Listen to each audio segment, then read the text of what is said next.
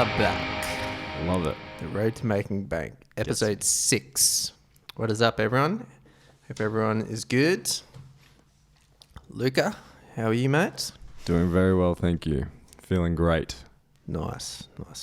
Very cold though. Very cold. It's cold. I turned the heater back on. So let's warm this place. Let's get it nice, hot and steamy, hey? I mean, just in general, there's just a cold vibe about Melbourne. Yeah, there is. So you're fresh back from Sydney. Fresh back from Sydney, where the weather was amazing for the whole time I was there. Barely a cloud in the sky. Yeah, nice. Was it warm in the sun? Was there warm. cold winds or? Look, it was cool in the shade, but it was hot not hot. It was very warm in the sun. Yeah, sick. Enough to break a sweat. Warmer than Melbourne. Warmer than Melbourne. Much warmer than Melbourne. Mm-hmm. Got here, it was noticeably colder. Yep. Nice. Wasn't happy. This light is pretty bright. Yeah, right. So, good times in Sydney. You went to the Iconic Speaker events. Went to the Iconic Speaker event, which was a lot of fun. Met a lot of great people. And there's a lot of good ideas floating about. A lot of networking. Yeah, a lot of networking. Get some deets. Got some details. Nice. I realized there's you can relate to a lot of different people, which is great. I think at a young age, you kind of, you pick and choose your friends. You kind of you find your friends because you have to in a social setting, so like school. Yeah, you're forced to pick, aren't you? Yeah. And then, it's interesting how people choose now. We actually had this conversation, bit of a group conversation while we were there, and just talking about how, you go from choosing your friends because you like hanging out with them and doing fun stuff, and then as you get older, you seem to spend more time with people who you share values with. It's like a different phase. It's a different way of choosing. I mean, it might not even be conscious, or maybe it is, but yeah, you sort of gravitate towards people who share values, and you sort of stop looking at age or background or anything like that. It's everyone becomes either a mentor or a friend or both or a peer. But yeah, on some level, it's more about the values that you share that brings you together, or similar interests, I suppose. Yeah, absolutely, man. I think when you're in your 20s, you can kind of make friends with people like on just having one thing in common or whatever, and when you in your 30s, things change and focuses change, and of course generally it's people getting married and having kids and everything, buying houses and stuff, so then things change, politics change, culture changes, and I found that you gravitate more towards people that share similar values, right? Or you kind of aim to go towards that goal. Yeah, it was an interesting insight. Yeah, nice. And where was that discussed? It was just we had it was a 3-day speaker event, and then when we're not in the rooms doing the course, there's a lot of socializing goes on during the lunch breaks, and then after the day's done as well, people hang out. Yeah, nice. In the evenings as well. So you meet up with anyone after? Not outside of the event, because they run pretty. We were there from, you sort of get there 8:30 in the morning, and then they sort of run till about 7, and then people usually hang out to about 9:30, 10. Just like and then at the venue, or at the venue, yeah, it's a hotel that has a bar and restaurant nice. and everything there. So people hanging out, and then everyone kind of. It's a good setup. Take any cigars there? Or? Didn't take any with me, no. No. That was, I didn't even look for anywhere to smoke one, to be honest. Yeah. I didn't even check for a cigar cellar. Everyone was kind of hanging in the bar sort of thing. Yeah. Yeah. Didn't get to discuss cigars with anyone. Yep. So what was the general idea of the whole event? I mean, we talked about it last podcast, but maybe like if you talk a little bit about it and kind of maybe just reveal any value that you got from it. So the Iconic Speaker Accelerator program, it's a 3-day event. It looks to, I guess, improve your public speaking skills, learning how to become a platform speaker. So you've got keynote speakers and platform speakers. Platform speakers are generally there to sell a product or a service.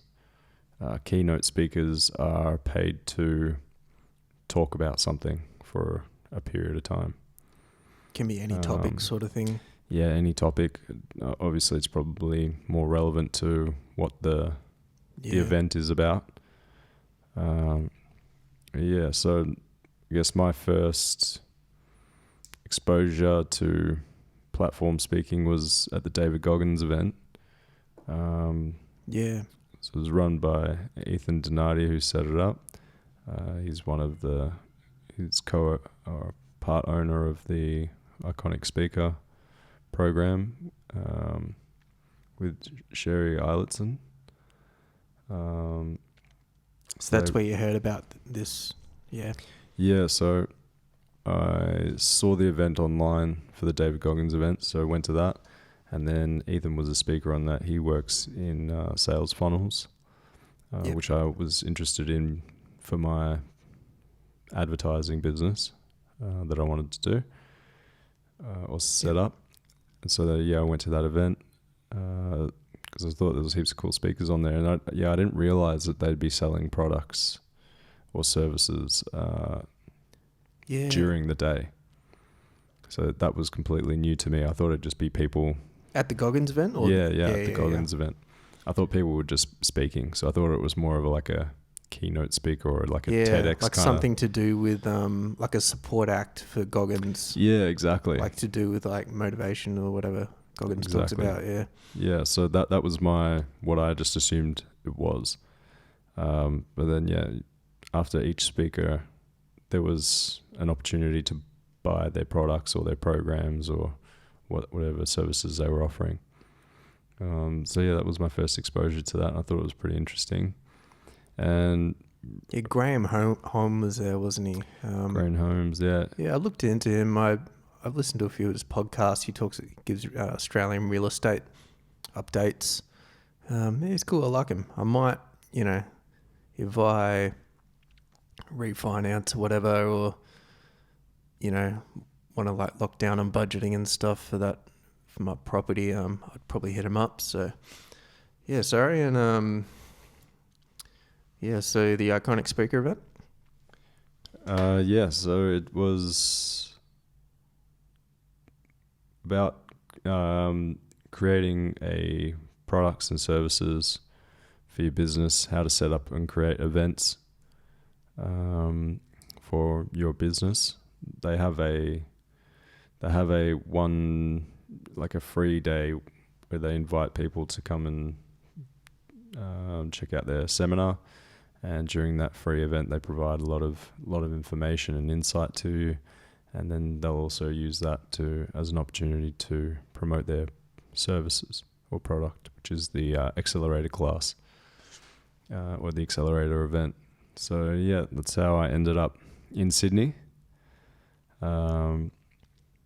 It was, I think... Any good products and services that you'd share?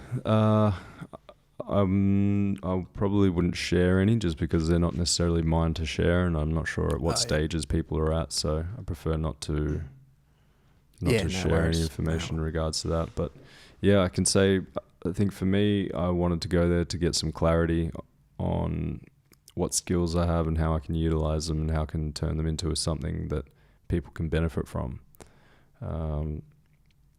So yeah, it was, I think Did anyone, so you would have had some chats to people about that, or? Yeah, so you get some. Oh, you had one-on-one. You get a one-on-one. It's kind of in front of everyone.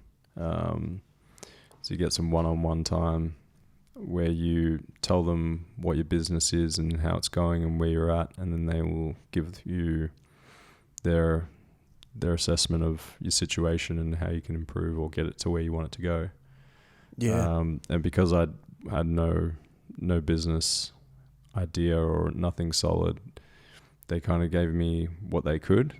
So yeah, I think it was really more of a you get out what you put in, and I didn't really have much to put in, so I think they did very well to help me out in whichever way they could, but made me realize that I need to kind of be ready to focus on and figure out what it is that I want to do. So yeah, it's I'd probably, if I had a solid idea and a solid product or service, I'd probably do it again. Yeah. So if that, yeah. Did they give you any hints to leverage skills you already have, like your arborist career or things like that? So for me, it was a recommendation of creating sort of team building events. So it didn't resonate with me as much as I hoped it would. I was looking for some sort of definitive answer, but I was like a little bit, it's not really wanted to hear, because it didn't really... Team building events. Well, that's interesting. Yeah, so it didn't really click for me, but then I realized, okay, maybe I got to think about it a little bit more and just let it sit for a bit and see what comes up. So it's been interesting. And then, a lot of it came from the other people that were at the event.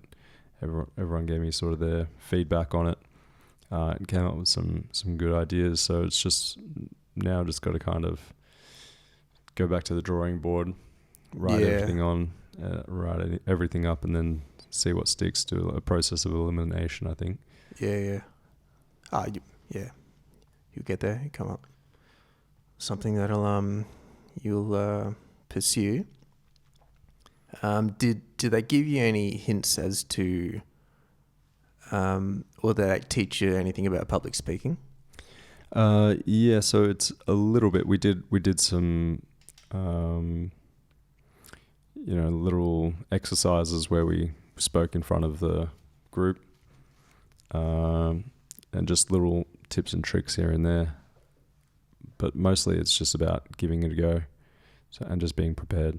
So whatever you're doing, just be as prepared as you can, and not really looking... Have the knowledge, have the information, product and service. I suppose it's, one major takeaway was not valuing yourself based on the outcome, and not being hung up on the outcome. Yep. Because then it sort of sets you up for failure almost. In general sort of business rule, isn't it? Yeah. So it's and the other way as well. It's, they said, don't be impressed with yourself if you did well, or if people did get benefit from it, or if you were looking for a projected outcome in terms of a monetary value, and you did well out of that, not to be impressed, because that's not necessarily how you want to be doing your business or running your business. Yeah. I can imagine it'd be hard, man. Imagine, having your business idea, your product or your service, and, you've organized this like speaking event or whatever, and you know maybe no one turns up, or like 5 people turn up, and you're like, it's like being in a band and like rocking up to a gig and there's no one there. It's like pretty shit. You just got to like roll with the punches. Hey, Pretty much, yeah. It's definitely know that feeling from playing in bands. and you know, I guess the difference is in these situations is that when you're playing gigs for bands, it's usually you promote it as the band, you promote it on your Yeah, and you could have social spent a media lot of page money, or something, or the bit of money. venue promotes you by putting your name up on the And then no one rocks up, The and it's a gig. dud. So yeah, I guess in this situation, there is a little bit of marketing that goes around setting up these events. And now I suppose it's a lot easier than back in the day. Yeah. So that can help. How would a company like? How do they organize something like that? Like, say a company that sells a physical product. How are they going to organize a speaking event where they can sell their wares? So it'd basically just be as simple as hiring out a venue and then running advertisements. Trade shows, exhibitions, and stuff like that. Yeah, I mean, it really depends on the product and what type of target audience you have, what the demographic is, and what the best way is to connect with those people. Mm. Yeah, for sure. Yeah, I think for me, another one was a big takeaway was everyone has a sob story. And you can't Sob story? Yeah, everyone has a sob story. You can't sell your sob story. Because it's about, you know, don't make it about you. It's about what you're providing to other people. Yeah, absolutely. Because it's you can't be like, man, I've been broke the last 2 years. Like, I just need someone to buy my shit. Well, yeah, but it's more so than that. It's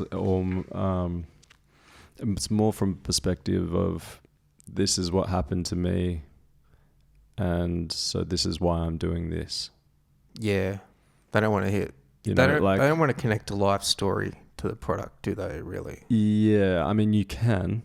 Mm. You can tell your story of how you got there, but that's not a reason. That's not a good reason, a good enough reason for people to want to buy things from you, because everyone's got their own problems and everyone's got a sob story. And we, you know, a lot of people told their story at the event, and it just, for me, that was a big thing, because I think I'd been leaning on that a lot from my past. Probably, you know, using that as a bit of a crutch.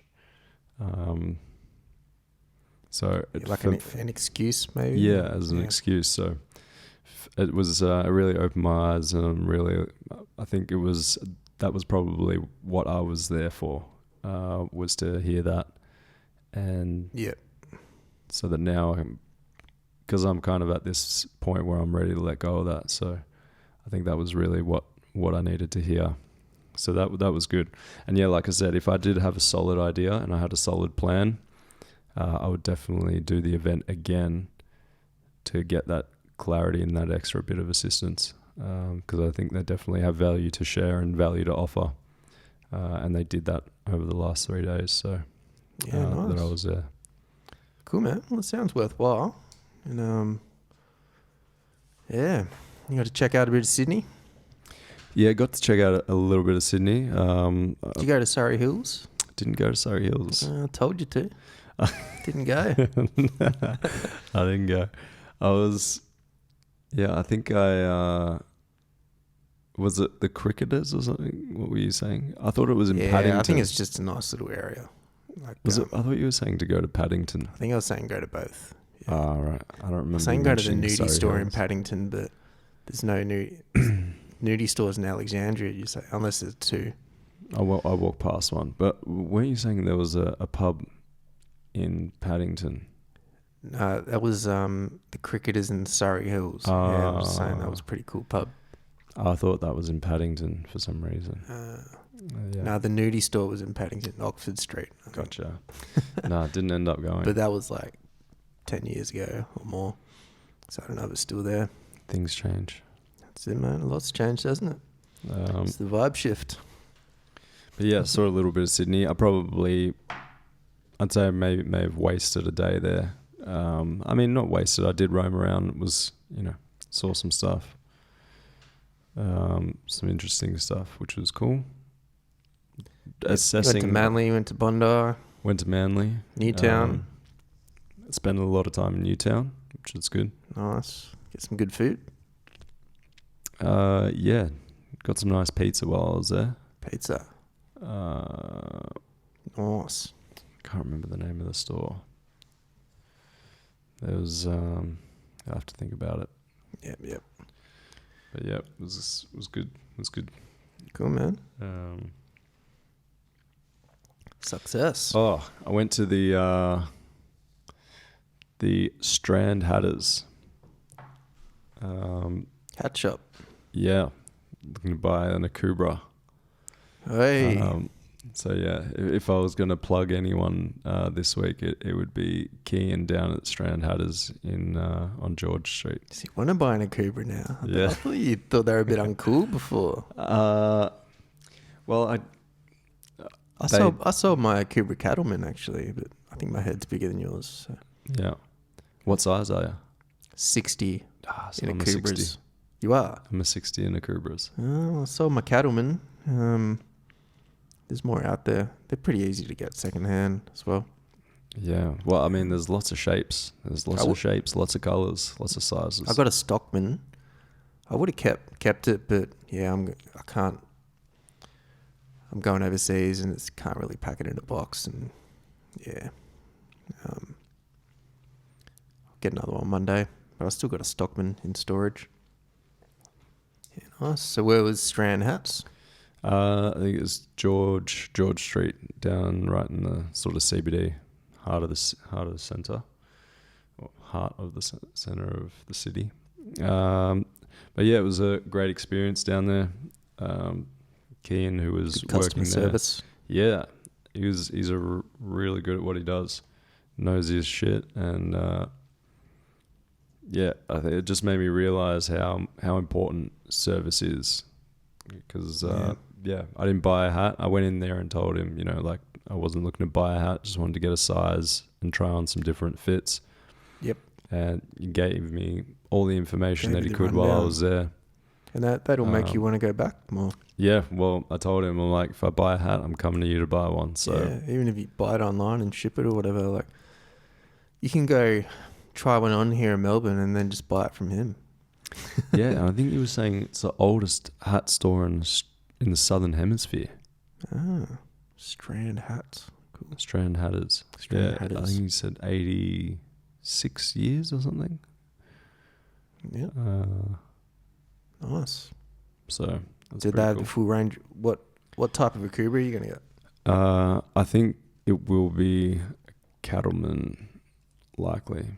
It's got the wide brim, the Cattleman, super wide brim. And if you're riding horses, I guess. No, it doesn't have the widest brim there. No? Right. There was one that had a wider brim. But yeah, it was a Cattleman. Did you try the Snowy River? I don't think I tried the Snowy River. I don't recall. But it's... I think it's called the Snowy River. Because the man from Snowy River wore one, I think. Yeah, I think my head shape, I'm going with the Italian crease or the teardrop. Is that on the Cattleman? Yes. One of them is, but so yeah, learned a little bit about hats while I was there, cowboy hats, which is cool. Nice, man. Cool. You got any observations about relating to business and entrepreneurship since our last chat? Yeah, so I think one of them was, like I said, on service, and knowing why your customer is there, understanding what brought your customer there and what they're looking for. What are the pain points that you can get rid of? What's the problem you can solve? What is it that you're doing? And customer service kind of philosophy, yeah. Yeah, it's well, it's half the job, isn't it? The rest is the product, I suppose, or the service. So yeah, super important. Sales, customer service. They talk about that. Any of that? And believing in what you sell is huge. Because if you don't, I guess you can see through it pretty fast, can't you? If you don't. But you just won't have the conviction, which is big. Yep. Yeah, nice, man. I think that's true, or that rings true. In terms of sales, it's like I've never really done it properly. Like if I had something that was my own, or I don't think I could really do sales for someone else. But I have no problems doing it for something that I created. I think like you know what I mean. I don't know. Do you think it's because of you don't know the other person's intention, or because you don't like? I mean, because I promote stuff all the time, like shoes I wear, or I like doing that. Anything that I have that I really love, I recommend it to people all the time. Yeah, I like doing that, but actually like a job doing that, I don't know. I just can't. I can't bring myself to do it. So it's really not me. Maybe it's like, you know, I want to be on the other end, I guess. Like, I don't want to be. Maybe it's just me not wanting to be an employee selling other people's stuff. I just like want to, you know, create something that I can get out there. I'm not sure. It's always. I've never really. I'm sure it'd be good, and I think I've changed. Like, I think I might be able to do it now. Especially if it's a product that I really like. Do you think there'd be a difference for you in terms of promoting someone's product for free and making money for promoting someone's product? Like if it was the same product, would you rather promote it for free, or would you rather get paid to promote it? If you're doing it for free, there's no like conflict of interest, is there? Yeah, I think that's for me. I like doing it for free because then I feel like people would take it on board as more genuine. Yeah, because there's no reason for you to say that. There's no monetary incentive, you know. So you must, you know, generally if you're going to plug something, you must actually think it's a good product or service. There's no money involved. But, you know, I guess that comes down to maybe because you see other people promoting stuff that you don't think is a good product. So you may relate that to people kind of not being genuine. Yeah. Yeah, you know, just don't want to join those ranks or something, but... Yeah, but what if you were just an affiliate, like an ambassador? Yeah, like... See, if I was plugging something on, like doing a YouTube video or something, I think I could do that. And drop like an affiliate link or whatever. But, you know, actually being an employee for someone else, working like a salary, selling something for someone else... Just doesn't do it for me. But if I was... I mean, like in a roundabout way, if you work for any business, you're kind of doing that, right? Not really. You're assisting them in... Yeah, but you're not directly selling. There's no customer contact. So like, you know, I've been working in logistics for ages and... But in a way, you're still supporting that business. You're not supporting them directly through selling, but you're supporting the business by doing a good job. Yeah. Yeah, I don't know. Some people could do that, but I think a lot of people also are just working for the paycheck. They don't give a shit about the business. Yeah. It's interesting though. It's like a bit of an ethical conundrum, I guess. Yeah, it's more of a playing with your mind, isn't it? Because I'm happy to work for the business, but I don't want to sell for the business. So you got to really question, like, why do I not want to sell? Because I don't really like the idea of selling stuff, or is it because I don't agree with what they sell, or there's many different factors, I suppose. Are you just a shy person? It's like there could be many different reasons why. Yeah. Have you ever done those sorts of jobs? I worked in collections, so it wasn't selling anything, but it was. Luca was a debt collector, everyone. He was like, in Happy Gilmore when that guy takes Adam Sandler's grandma's house. That was Luca. I did that for a while. That was my last job at the bank. Was late stage mortgage collections, repossessing people's houses. Was it? Yeah. Oh shit! I thought you were just doing credit cards. So I you were actually started in taking credit people's cards. houses. Yeah. No shit. I did not know this about you. You literally took Happy Gilmore's grandma's house. Yeah. She. How did it work? That's pretty interesting, to be honest. Like with the mortgage collect. I mean, it's strange. Some people genuinely couldn't afford it, and I kind of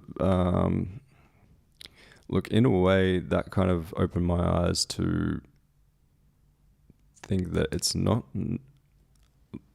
putting aside whether or not banks are ethical or not in terms of how they provide a mortgage or anything like that, but some people just genuinely had no interest in making any payments on their mortgages. Yeah. They just didn't want to, and they weren't going to, and they didn't. And some people just had a series of, How did the process go? So you were like the communicator with them, trying to like figure out if they were going to make payments, or? Yeah. So trying to figure out, and a lot of those people hadn't made payments on their mortgage for 6 months to a year. Yeah. So it's not like a short period of time. It's significant. That's nuts. And the bank's still trying to make arrangements. Yeah, because it's not really their. They want the loan. They don't want to have to sell the house at a loss, or Well, they had to sell the property at a minimum of what it's valued at. Like the people that were in the house. The bank. So if the bank repossesses the house, it can't sell the house. It can't, like, let's say you've got a house that's worth $600,000. They can't sell it for $700 somehow. And the mortgage is worth $200,000. Like, you've got $200,000 left on the mortgage. The house is worth $600,000. The bank repossesses the house. They can't just sell it for $200,000 and collect their money, and then they'd have to sell it for $600,000 at least. They'd take $200,000 and they'd give you the remaining $400,000. Yeah, so they give the equity back. Yeah. Yeah. Yeah, cool. Makes sense. But they actually give the equity back. Yeah, right. That's interesting. Yeah. So it's really not that a bad deal for people if they stop making their repayments.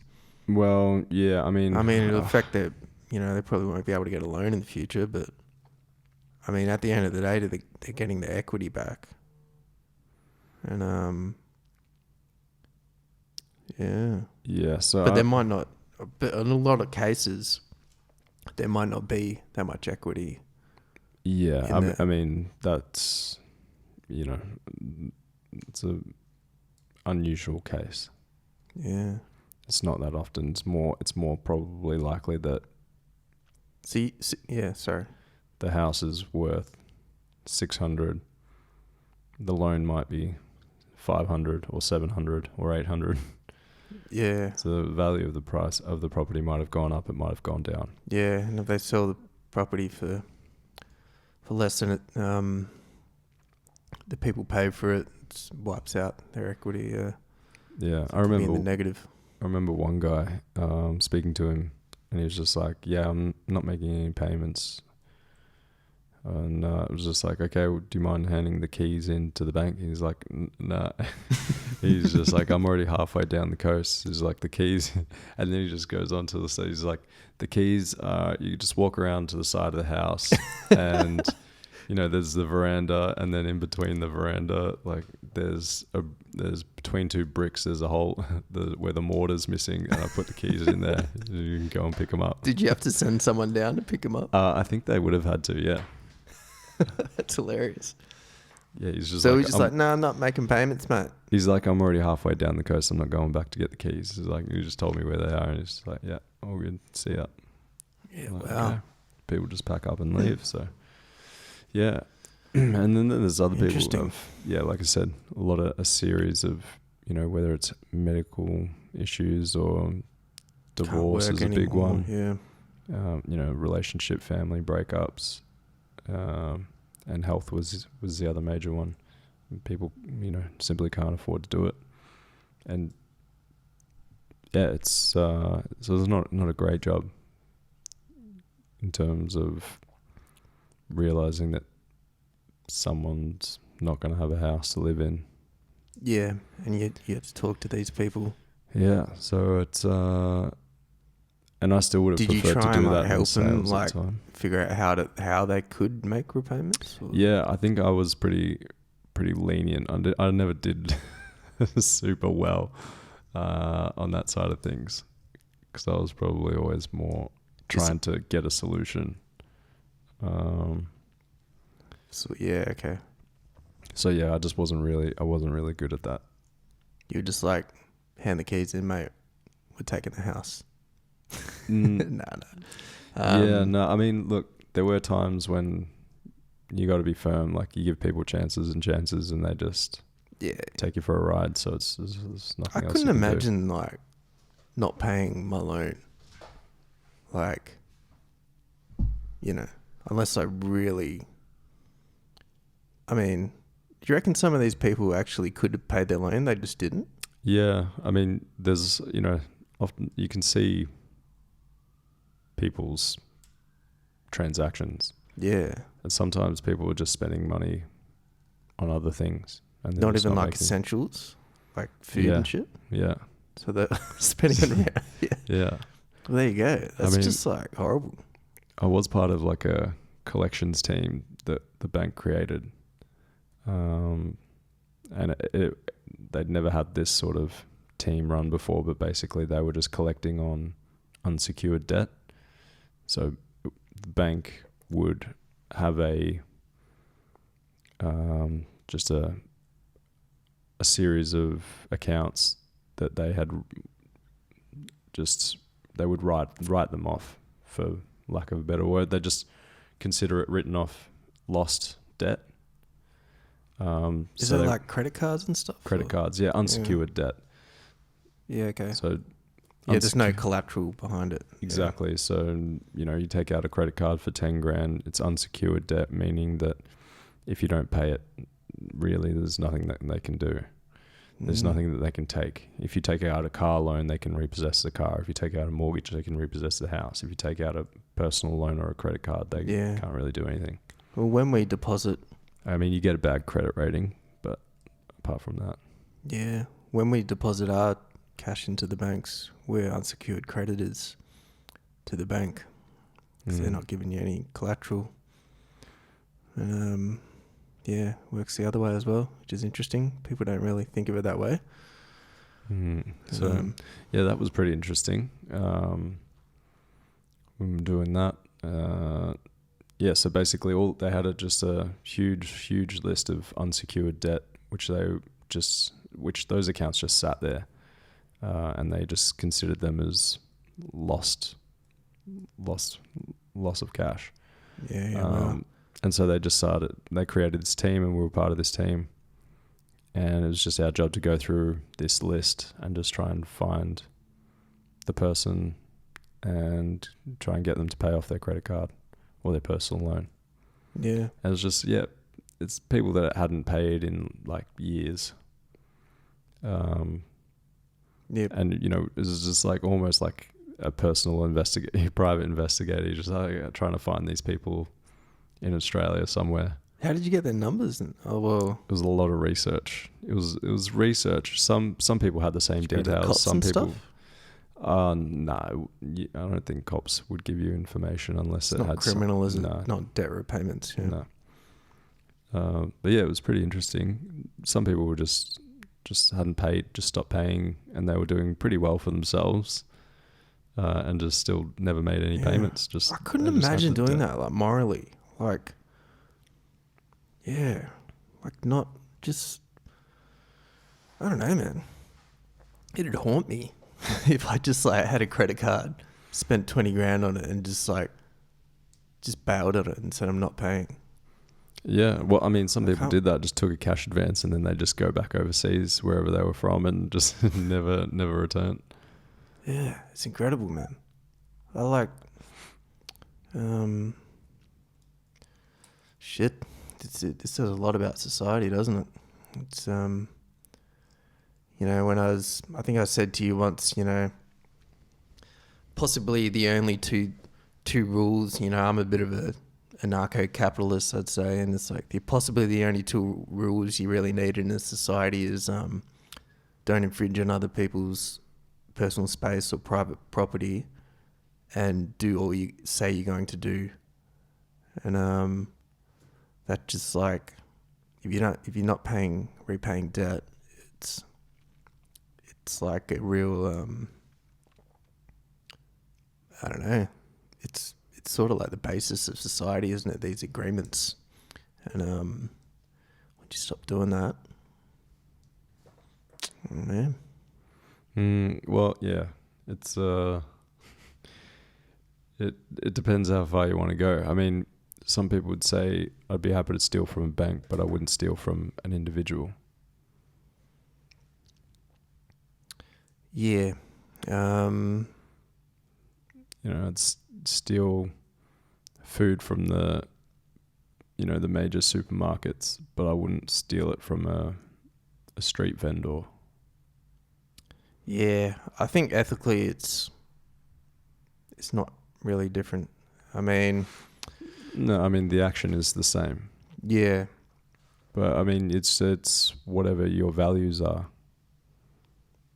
Right?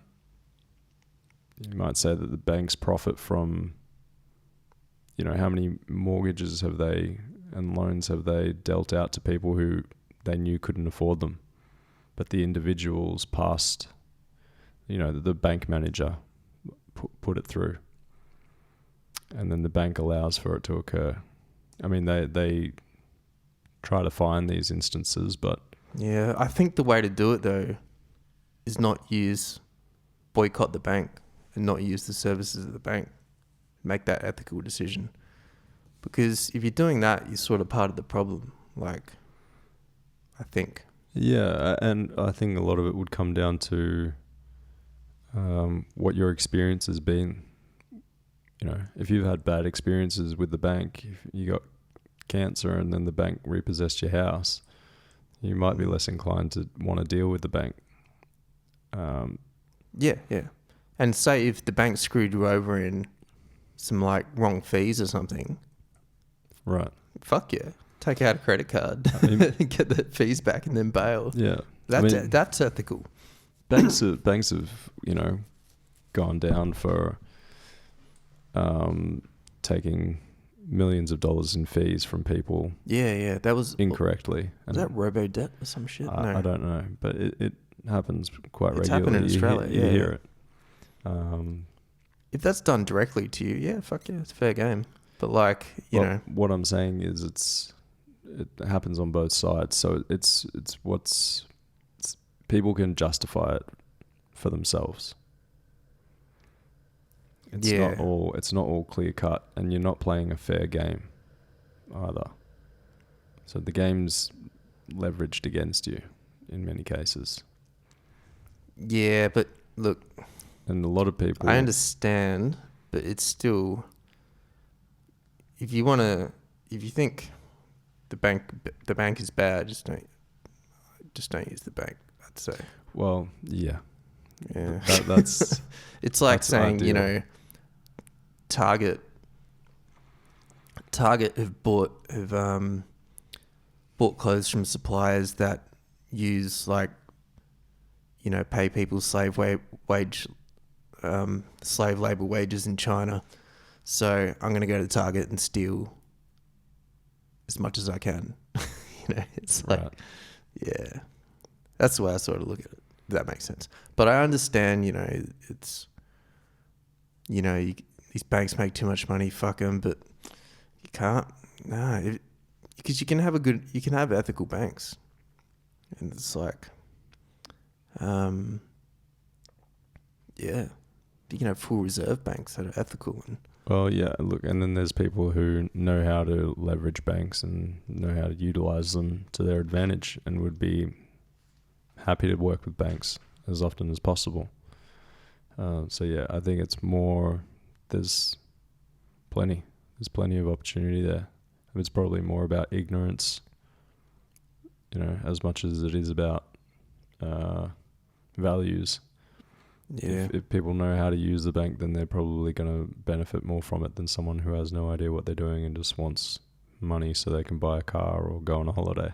yeah, and you know, banks aren't forcing you to use them, so it's like, yeah, you know, generally speaking, people do best to educate themselves about banks and their stability and everything. But yeah, yeah, yeah.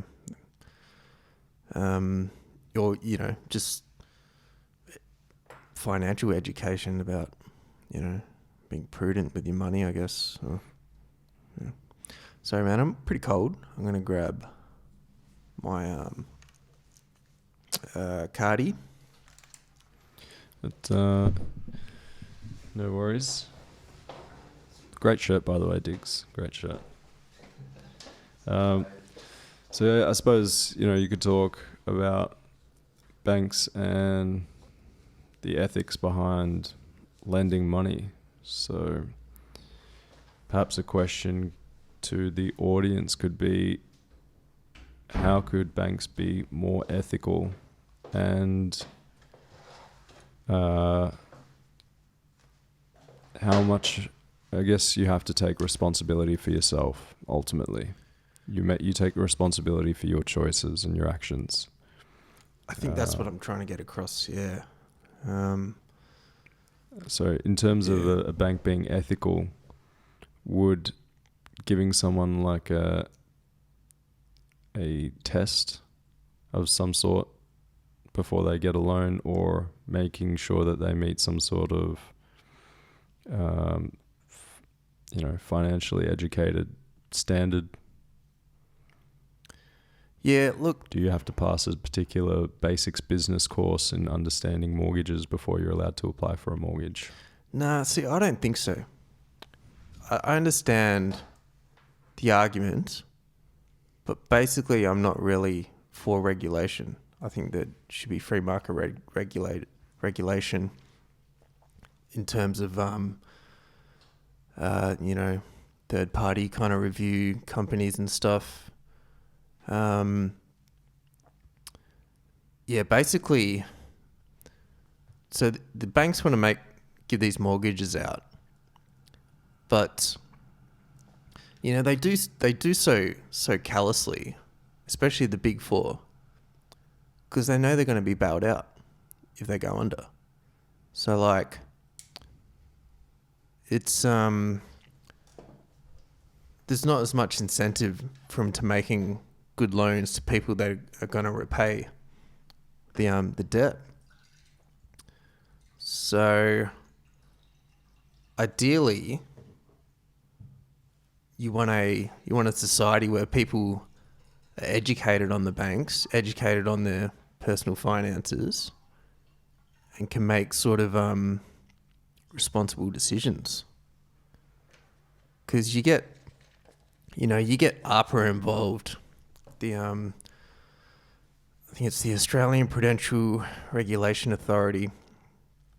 You know, and they're saying you need 3% buffers on loans or whatever. It's like, it's just a mess because people rely on the regulators, like consumers rely on the regulators to make, you know, like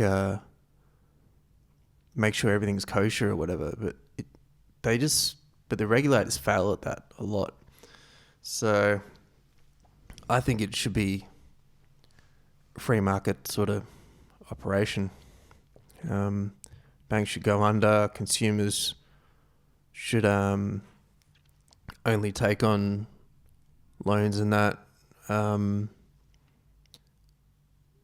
know, like they're fully aware of what they're getting into. So the bank should let them know what they're getting into, but the consumers should ask what they're getting into as well. Like, you know. What if you made I think this is going back to more the morals of things. What if you made a promise to yourself that, let's say you're from another country, maybe your living standards are not great.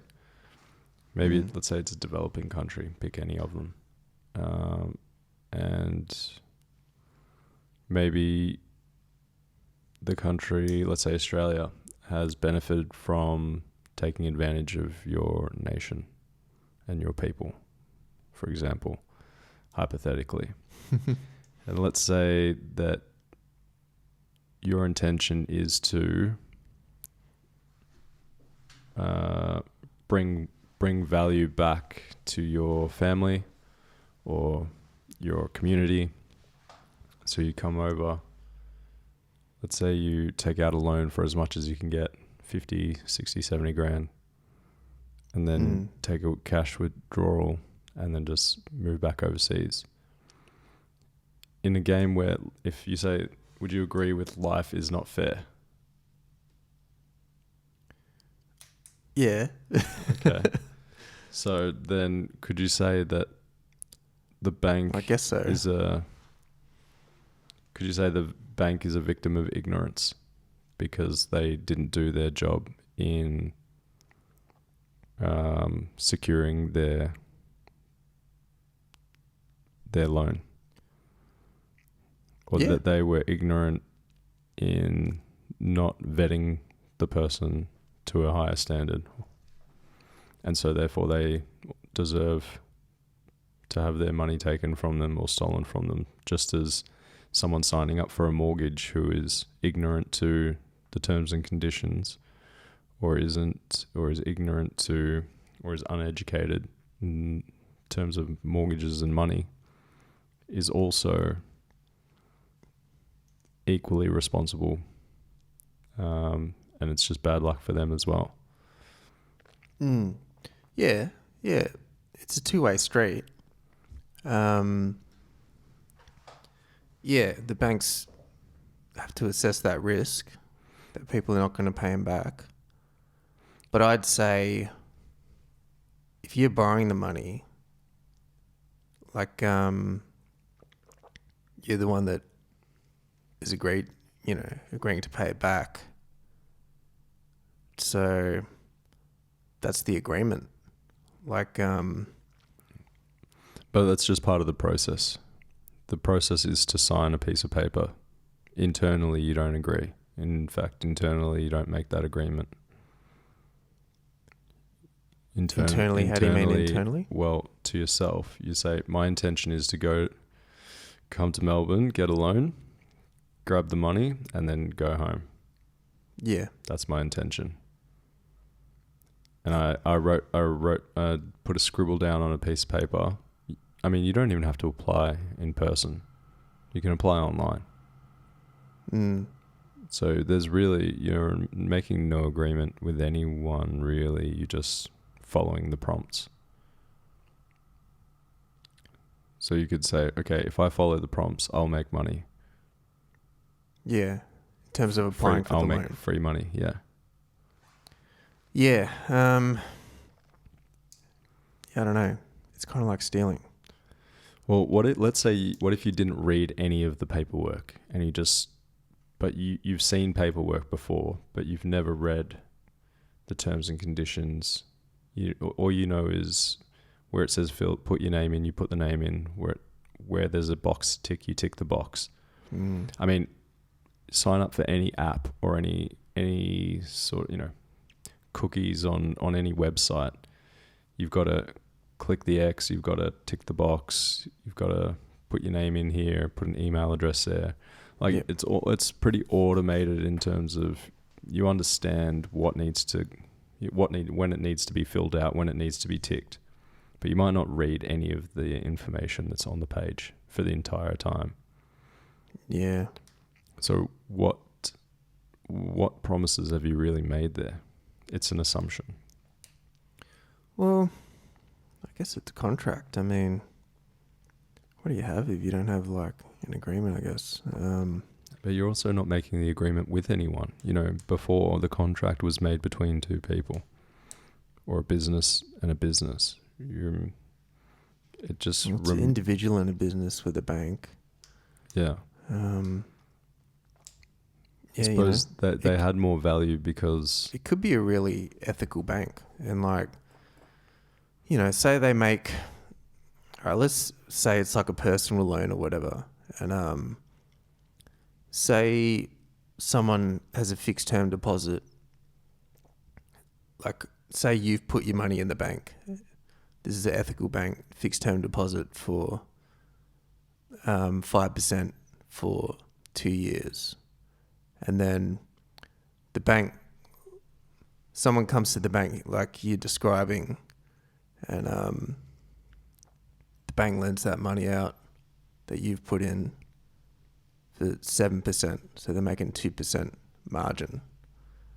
And then they don't pay it back. And it's like, I don't know, I see that as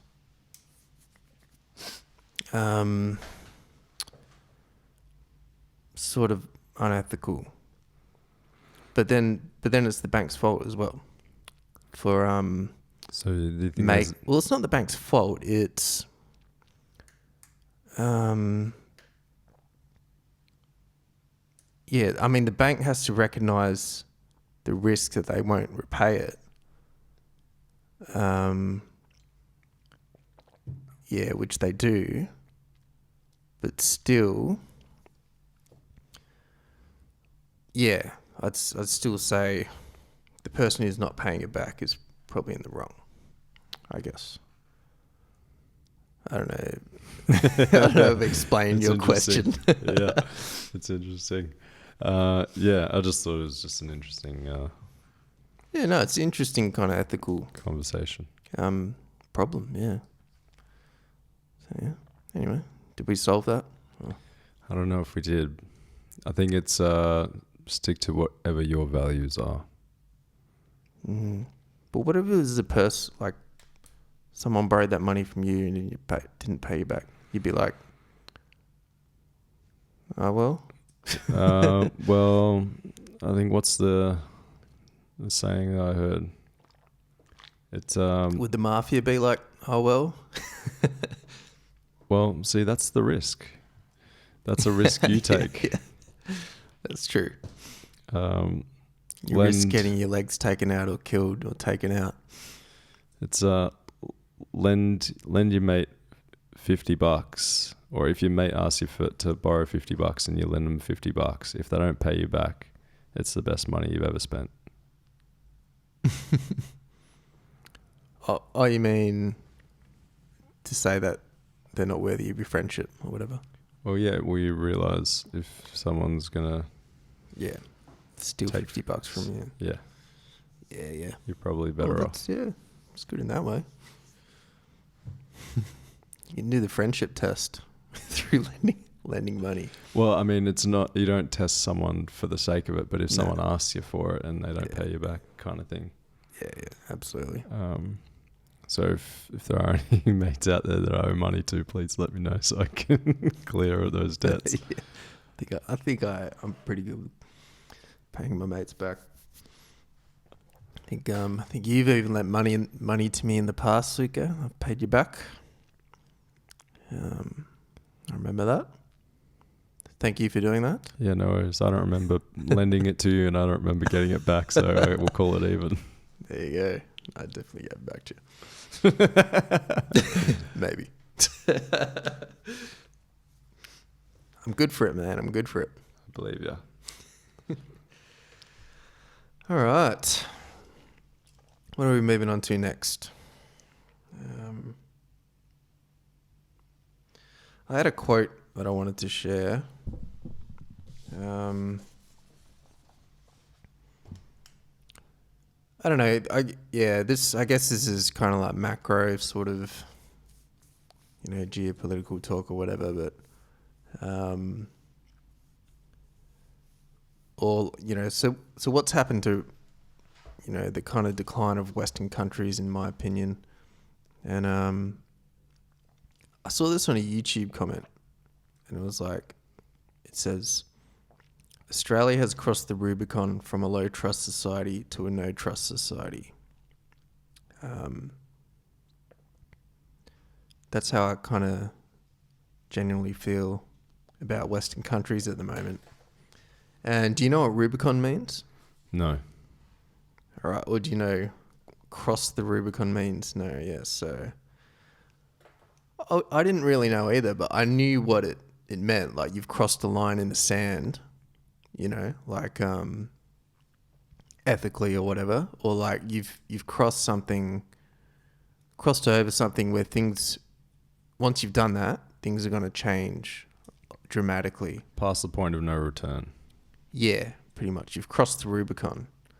And I knew it meant that, but I never knew where the term came from.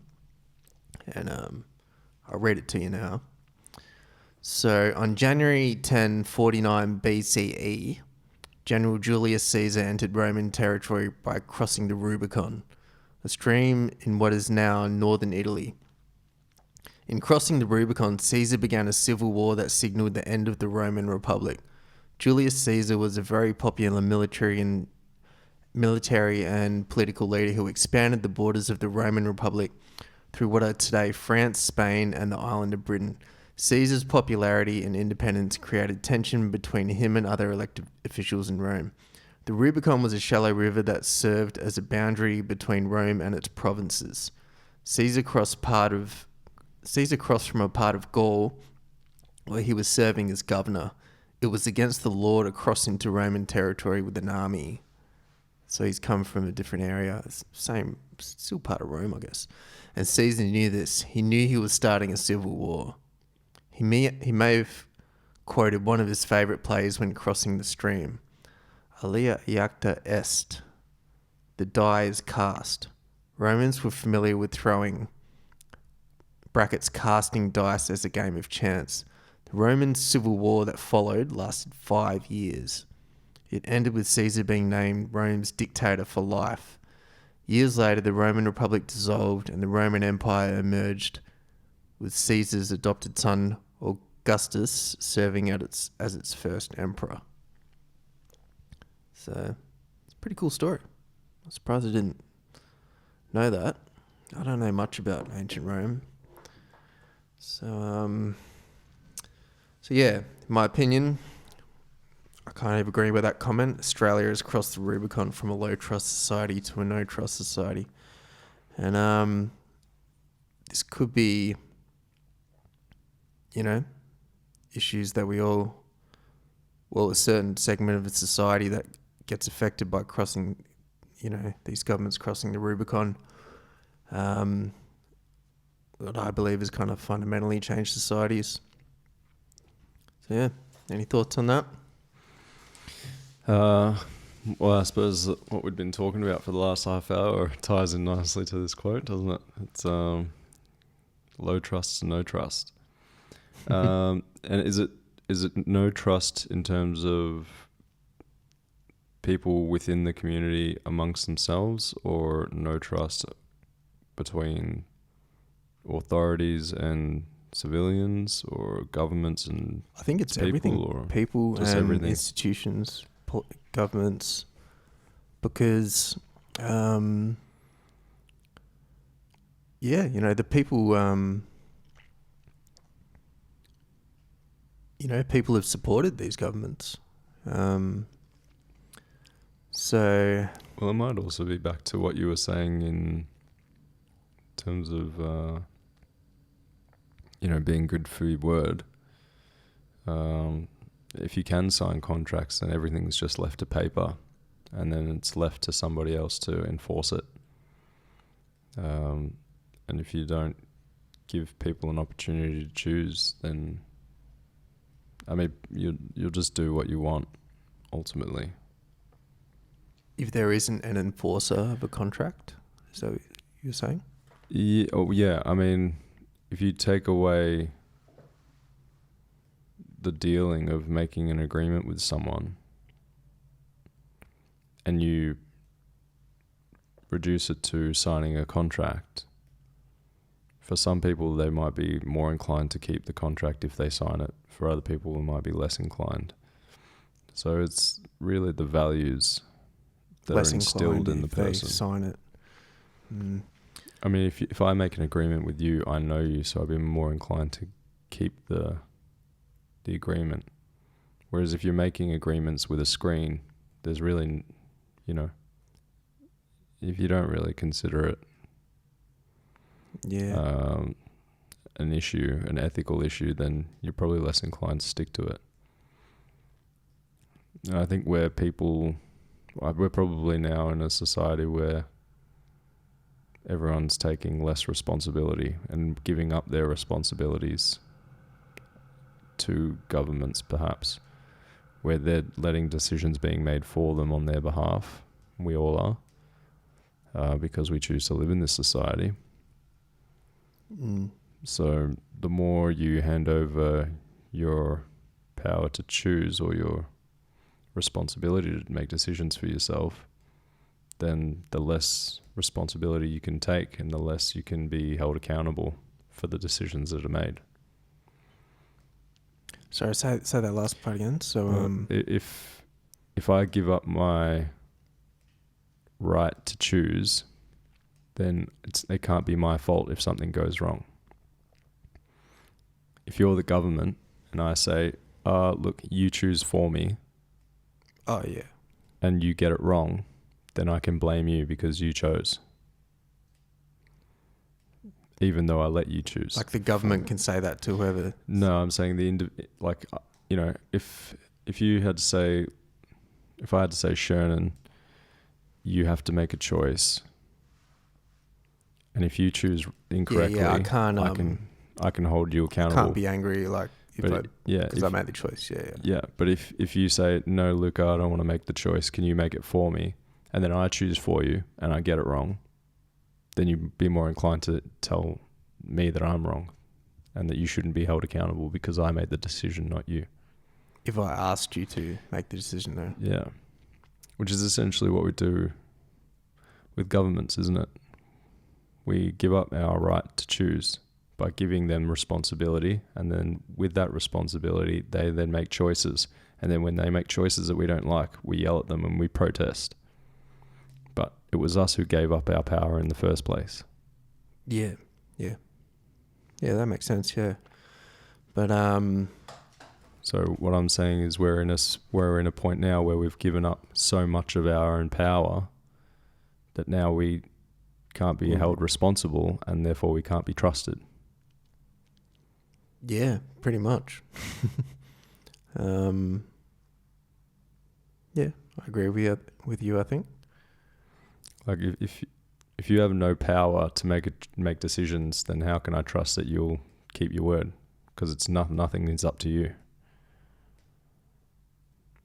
Nothing is up to you. What do you mean? Well, yeah, like you have no say in anything. So if I say, can you hold my $100? And you say, yep, sure, Luca, I'll hold it for you. But then if you have no responsibility, and if you have no care, and if you have no say in what goes on, then the next person might come across you and say, Sherman, give me that $100. And if you have to say, oh yeah, I don't have any power, I have to give you the $100, then you'll give it away. And then when I come back to you and say, Sherman, do you have my $100? You'll be like, oh no, that person took it from me. Why'd you give it to them? Oh, I had to. They told me to. Okay. Yeah, so you're looking at it in terms of power, is it? Or, Yeah, I suppose so. It's, someone who you're giving away power to make decisions to other people. Yeah, So, yeah, someone so who you're has. saying with this current system, yeah. If you have no power to choose, then you can't be trusted because it's not up to you.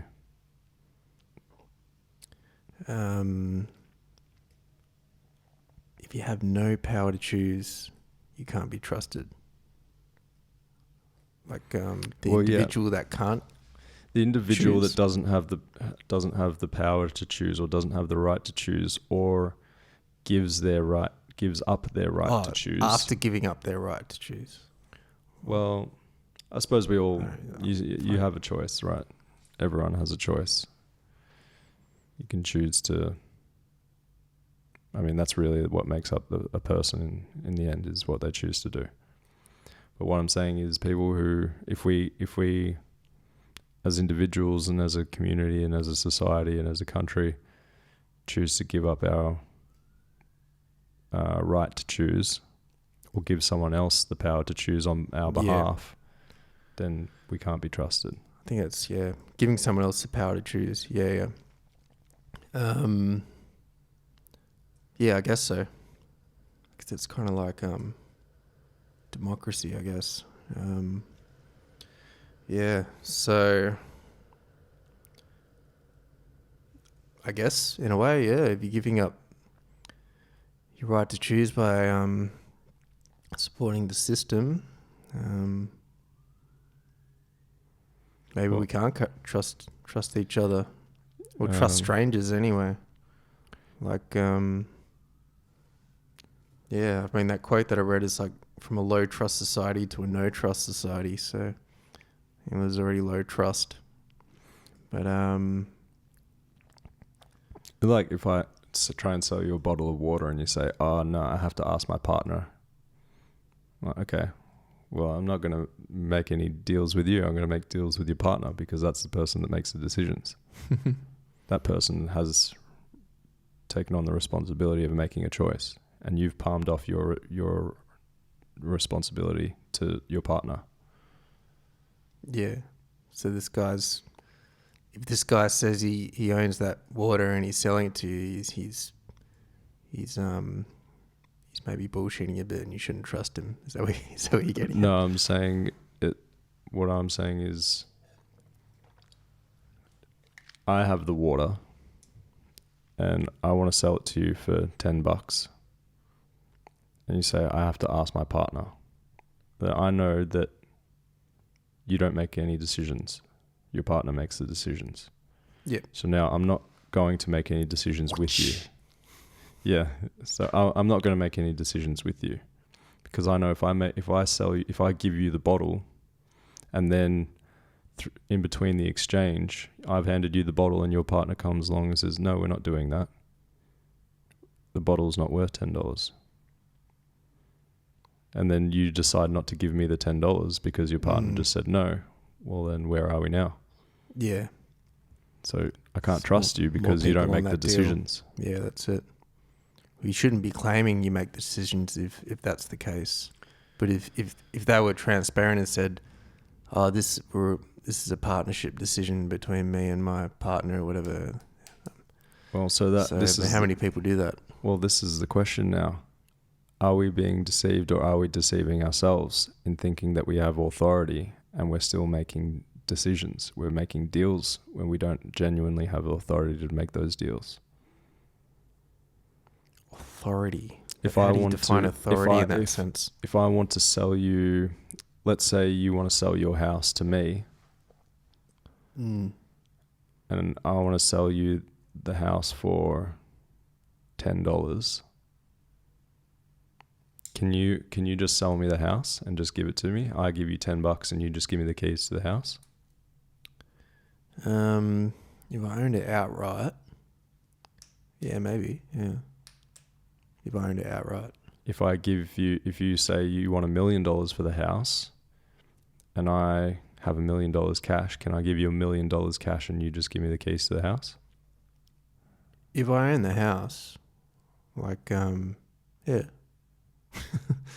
And that's it? Or it was like, if you gave me $1 million for this glass, Well, let's say I'd give you that $1 million. let's Sell use it for the that. let's use a house as an example. Mm. You have that house, you own it outright. I give you a briefcase. I've got a briefcase. It's got $1 million in it. Can we just do a straight swap today? No, because you have to do a title swap. Right. So it's not you're not in a position to make that deal. You need authority to make that deal. Yeah, that's true. Right. So you don't genuinely have the power to make that decision. It's not up to you. So I'm not making the deal with you. Well, You're just the middleman. I could sell the house to you, but I might I could just say it's yours now, and like not do anything with the title. Yeah, but it's not, because if I don't have the title, then it's not mine. Well, it'd be an agreement between us, like, you know what I mean? We could just not worry about a title swap, and our agreement could be, it's yours now. You gave me $1 million. I mean, you could do it that way and ignore potential consequences of that. Yeah, but that's what I'm saying. There are consequences, potential consequences that are not coming from you, and they're not coming from me. They're consequences outside of us. Yeah. Well, So we're falsely being given the belief, or maybe we're creating that belief ourselves, that we have authority to make decisions that we don't have the power to make.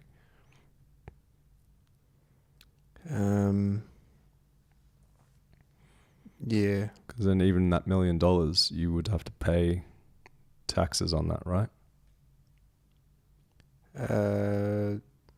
If you're selling it at a gain, yeah, Right. capital gains tax. Yeah, I mean, you're at the mercy of fucking governments. But you'd be like, you know, I'm aware of that when I went into buying my house. Yeah, that's understandable. I get that. I think mine's just more saying that perhaps Are you talking about like trust in? Oh, wait, what are we talking about now? it's. I think we need to eat dinner soon. Digress into talking My about empty stomach. It's not serving my brain well. we're making all these deals, but a lot along the way, we don't really necessarily have the authority to make these decisions that we're making. Yeah, because there's. So kind of remove, like, there's a lot of deals that went bust because of. Yeah, so ideally you want a authorities parallel outside of society us. that can work independently from any other higher authorities, I guess. Possibly. Would be interesting. Anyway, shall we move on? Or should we kind of go towards closing this show?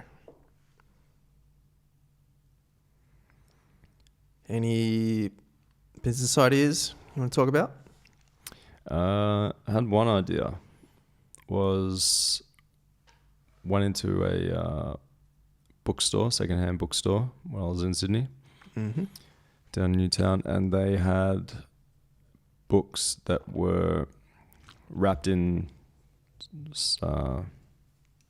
brown paper, and they had just some details. So the type of book that it was, like the genre, the year, and I think 1 or 2 bits of information. And it was kind of like a lucky dip book that you can buy for someone or for yourself. And if you've already read it, you can just return it with a wrapping and they'll give you another one. But I thought it was a cool idea. And Oh, it's Lucky Dip, yeah. yeah, I was thinking about... We've talked about this before, haven't we? Yeah, I think we have. Yeah, maybe. Yeah, but more as a subscription. Oh, yeah, that's right. Yeah. But I thought about this as an idea in terms of wrapping them and then just placing them. I bought 2 books 2 books while I was there, and I left 2 of them behind. I bought more than 2 books, but I left 2 books behind. You bought 2 books and left them. And Did you read them? No. Where'd you leave them? One was in public places. Public spaces, yeah. All right. Yeah, and whereabouts? One I think was in the hotel, where the event was being held. Okay. And the other one was in a public bathroom. You purposefully left these strategically? I accidentally left them there. I was thinking you strategically left them because you wanted someone to find these books and gain but wisdom. they will now. Someone will find those books and will gain something from them. Are you annoyed that you lost the books? No. I'd be. No, because one was a fiction book that I bought for $2 from okay. So we're not shop. Talking $20. Yep. And another one was like a medical health book, which was I think $40. But if someone finds that and reads it, they'll learn a lot from it. So I'm not too concerned from that perspective. $40 loss, you would take it.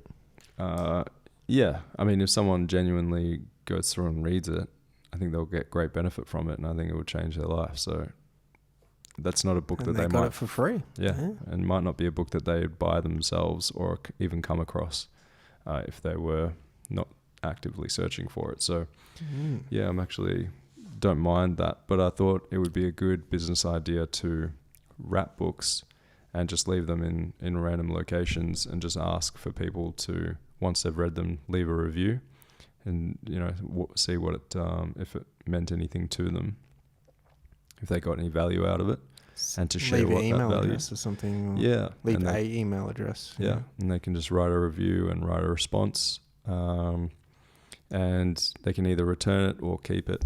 That's up to them. Or they can pass it on. I just thought that would be a cool idea. So rather than actually owning a space where people come to buy books, you just, the world is your oyster. The world is your bookshop. You could have like a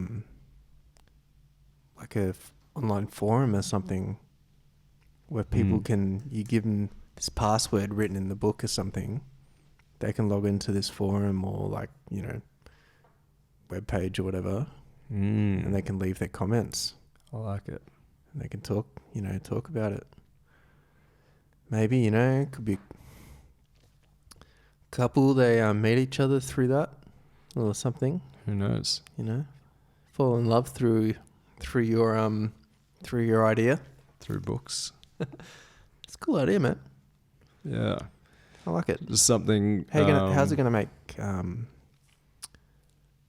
You going to charge a subscription, a fee for the website or something? Or? Yeah, I haven't really figured out how to monetize it. I'm not sure if it would just be more of a people can donate or just a philanthropical sort of thing. Yeah. Community sort of. I guess probably people's reviews would, and just contributing in terms of their insights and what they got from it and what value they got, and just promoting the business itself.